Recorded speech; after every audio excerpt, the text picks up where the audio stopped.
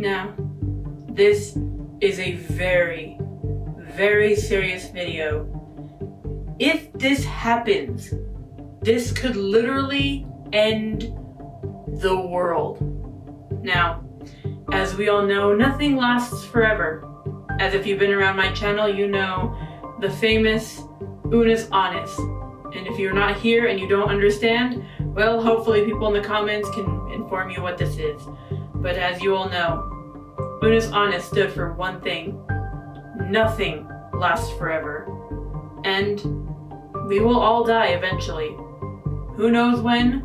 Could be today, tomorrow, a couple of years from now, 10 years from now, 50 years from now. But Unus and Unnus also had a very quotable thing, Memento Mori, which means remember that you will die. Basically. Not those exact words, but in the gist of it, that's what it means. So, who knows if this will ever happen? And will it happen when we're alive, or will it happen after we are gone? Nobody knows for sure, but with that being said, let us get into this Sidemen React video right now. It is your boys, Vic, Yes. Kobe, and JJ coming at you with a little intellectual Sidemen No, React. intellectual, what do you mean? Today, some theoretical dilemmas. Oh boy. Right here. What Oh no. happens if Yellowstone Goes up tomorrow? Super volcano vibes. That's what I say, it's a volcano. Yeah, it's a super I'm sure volcano. they'll take us through it in the video. Maybe this Let's is just get straight into it. yeah, this is gonna be some Carpe Diem kind of vibes, you know? Live your life to the best. Let's get it. Deep breath. Let's get it! Grand Canyon to the Rocky Mountains to the beaches on 2 of the world's oceans and beyond. The list just goes USA on do and have it on. good, you know. There's so many Do beautiful we? parts of the So United big, they States have so that the much. country Okay, established I see what its you're own saying. National Park Service back in 1916 in an effort to help maintain and protect them. And in total, the service is now in charge of 63. I live, not by it, but I live close to here. Sorry, that's just weird, but because we go there all the time during the summer, so I was just like, oh my gosh, I had to point that out. Sorry. These protected areas and when combined together, they cover an area of 85 million square kilometers, That is which crazy. is roughly the same size as the entire country of Germany. One of the most famous of these U.S. national parks is Yellowstone. I really want to go Yep. to Yellowstone. It's located in the northwestern corner of the state Will of you Wyoming, after this with video? some overlap in Wyoming. Montana and Maybe not. Idaho, and Wait, you want to go to Yellowstone? Really pretty, you'll see. It's like national It's meant to be park. really beautiful, yeah. It is, Like, it is have you really, got I've been hot? there once as a You'll kid. be happy. Idaho, I don't remember much of roughly it, 9,000 but I square remember bits and kilometers of parts. land. Yellowstone is well known for its abundance of wildlife and look its at the many bears. geothermal features. Particularly Old Faithful, a geyser that regularly blasts water 50 full meters into the air approximately every 90 minutes. Over 4 90 million minutes, people visit the park to take in all of these sights every year. But Yellowstone is harboring a dangerous secret. It's located just atop a slowly ticking time bomb. Basically, yes. Largest supervolcano, not only on the North American continent, but also anywhere on the planet right now. And it has a bit of a troubled past. You see, the Yellowstone caldera that we know today was actually formed by several titanic volcanic eruptions that took place a long, long time ago. One of them took place 2.1 million years ago, another that took place 1.3 million years ago, and the most recent taking place approximately 664,000 great. years ago, long before Homo So sapiens. you're saying that's so mad. it's due. It's, I yeah, mean, it's due soon. What, we got 600,000? Oh, shit, yeah. Yeah, because Yeah. Oh, 600,000, 600,000, 600. Ah, shit. Oh, shit. Wow. realization was the best thing. Africa. The last of those that surrounds the Yellowstone Lake ended up ejecting so much material during the blast that it left a 55 by 80 kilometer depression in the ground that we now know today as the current Yellowstone caldera. And each of these 3 colossal events is what is known geologically as a super eruption, meaning that on the Volcano Explosivity Index, they would all be listed as a magnitude 8 or higher, and at a minimum, At least 1,000 cubic kilometers of material was ejected during the most recent blast, which is, well, insane to comprehend.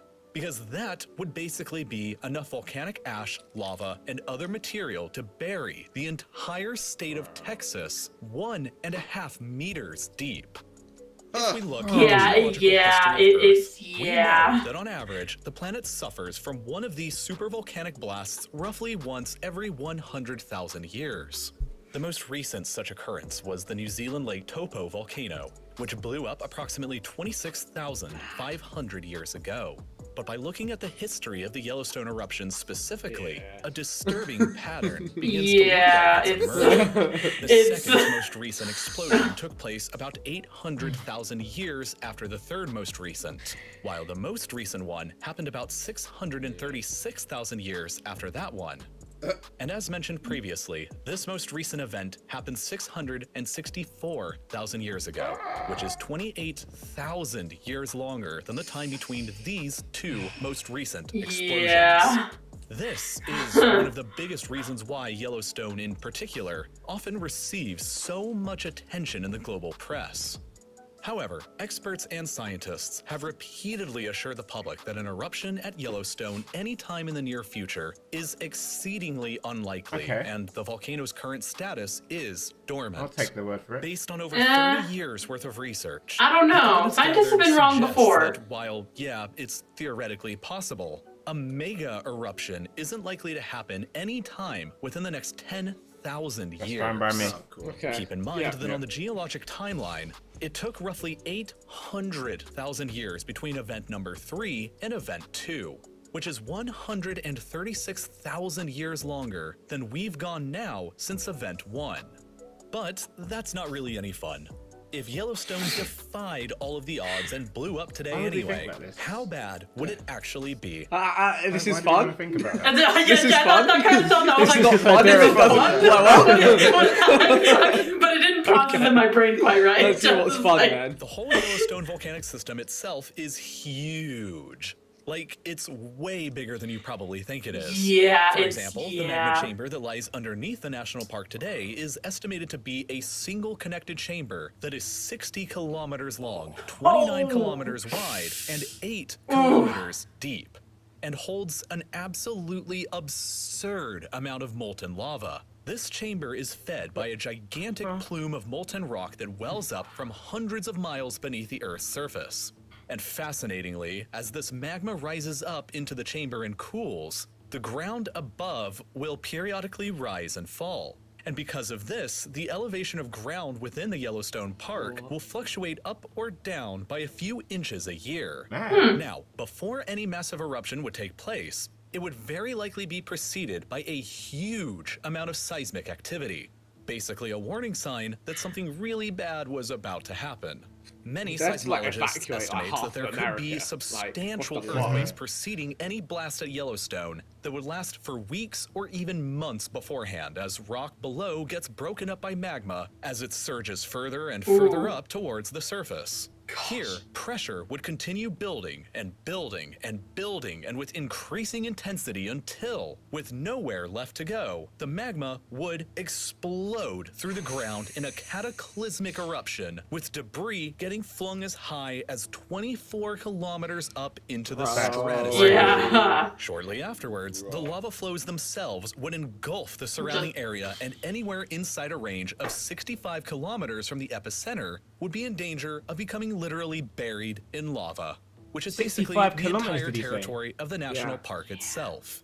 Beyond this immediate danger of burning, the blast would eject 1,000 cubic kilometers of material up into the sky, creating a type of umbrella cloud expanding evenly in all directions America's and fucked. darkening the Yeah, sky. that's why I'm like, yeah, we're basically screwed, yeah. If it does, This we're the cloud first to go, would yeah. rain down toxic volcanic ash across the entire mainland United States. Mm-hmm. Wyoming, Idaho, Colorado, Montana, and Utah will, however, experience the most significant. Yep, that's where, of course, me in Colorado, yep. Probably be almost completely buried with up to a meter thick of hot volcanic ash. Jeez. Denver, Salt Lake City, and Boise will be severely damaged or just outright destroyed.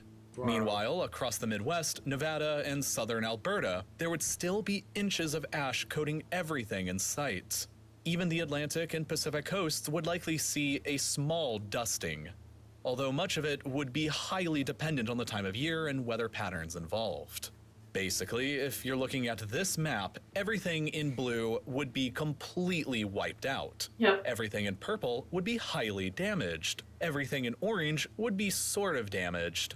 And everything in yellow would be mildly damaged. The North American continent would take a pretty significant bruise. Yeah. But the worst part of all of this would obviously be the terrible toll that it would take on human life. With a full meter of ash possibly being poured down upon you and your city, even if you are not close enough to see the volcano, it could still possibly kill not only you, but also plants, animals, and even crush buildings with the sheer weight of dense ash deposits. No way. Even just a few inches of ash can completely ruin farmland, clog up roadways, and create serious respiratory issues for large amounts of the population. Not to mention that it would take out key infrastructure, contaminate water supplies, down power lines, prevent nearly all air travel on the entire continent, and even take out electrical transformers. And this is the fun bit. Yeah.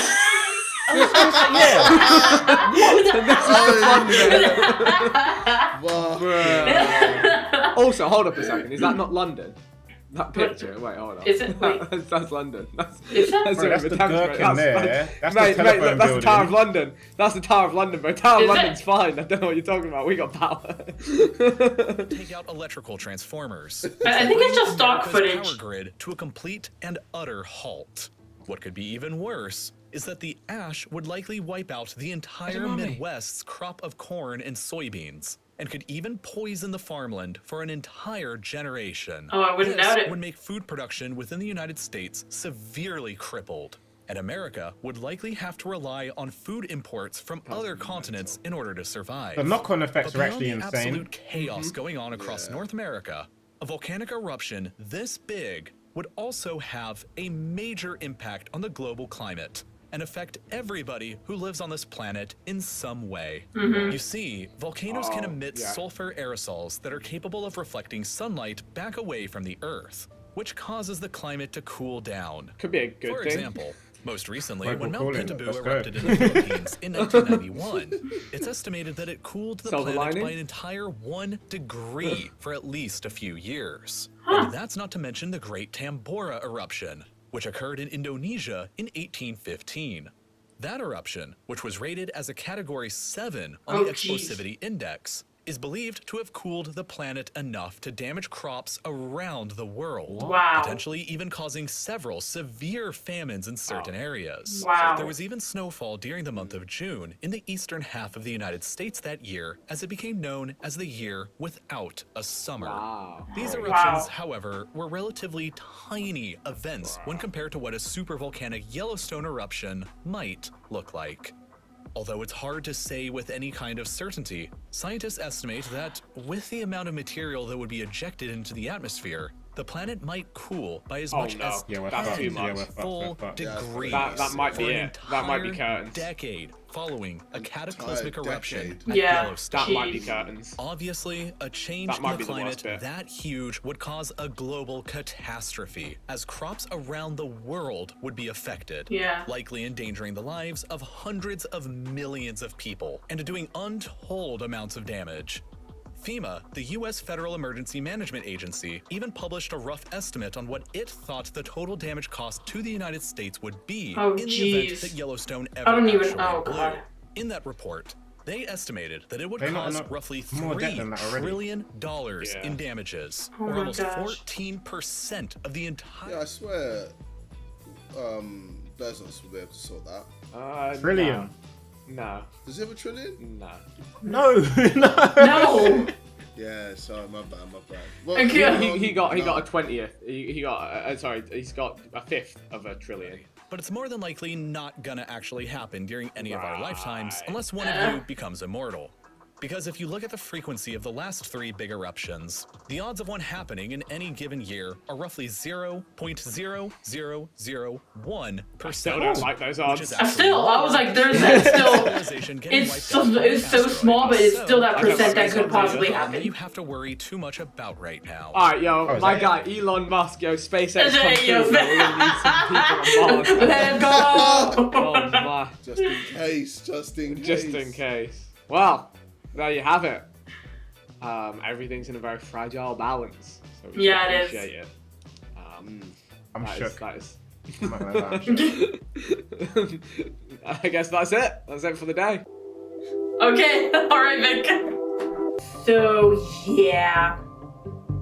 I know they say that it's not gonna happen, but there's still that very, very slim chance that it could happen. So it's like, like I know they say it's dormant, but stuff happens. Like they've been like, stuff happens. They could have miscalculated something. You never know. I mean, yes, I understand they're scientists. I understand that, but you never freaking know. Like something could have happened. Like there could have been like a small change that really they just like kind of glossed over. You never know. You just never know. So if you live anywhere near Yellowstone and it so happens to erupt, I am so sorry. I don't know what else to say other than I'm so sorry that you live by there. Granted, our Colorado would be really affected too, so it's like... I mean, if you're further out, I mean, like, yeah, but still at the same time, it's just like, so... But yeah, as I've said, always remember Memento Mori. I thought I heard something and it scared me for a second, but we're good. So yes, other than that, see you guys later and bye!